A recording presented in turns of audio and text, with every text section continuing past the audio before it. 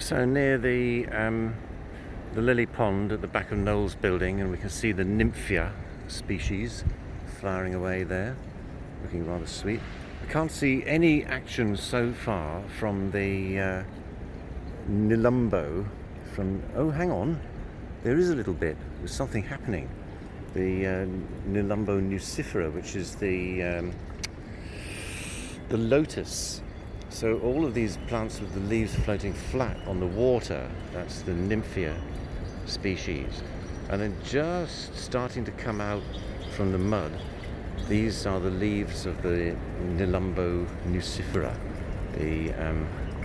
the lotus, which dies down completely in the winter and is now just starting to pop up. There's another one just popping up. It'll be some time before we see the flowers. Hopefully by, say, June or something like that.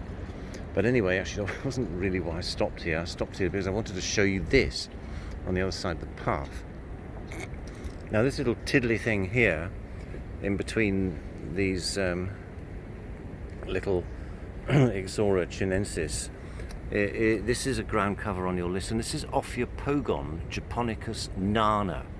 Now, we've seen Ophiopogon japonicus, which is quite a bit bigger, but the Ophiopogon japonicus nana is this tiny, tiny little ground-hugging little grassy thing. Let me just put my foot there so you can see.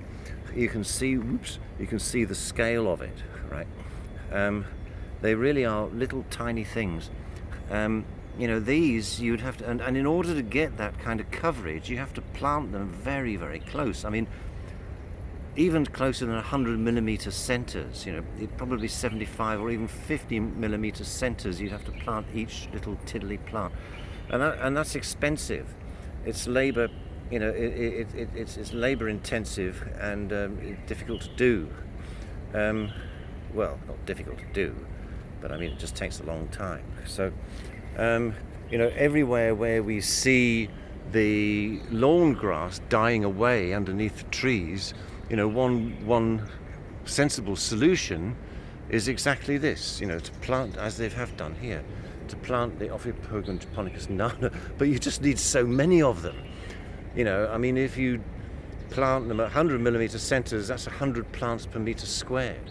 You know, if you plant them at 75 millimeter centers, goodness knows, I mean, it's going to be a lot more. So it tends not to be done very much because of the, you know, the Marfan factor. But anyway, if you want a grassy look, a really dense, close, grassy look, then this is the plant for the job. Ophiopogon japonicus nana. But unlike the lawn grass, it can't take being walked on. Well, of course it can occasionally, but it's not, you know, you can't use it like a lawn. It won't take that kind of wear. Ophiopogon japonicus nana.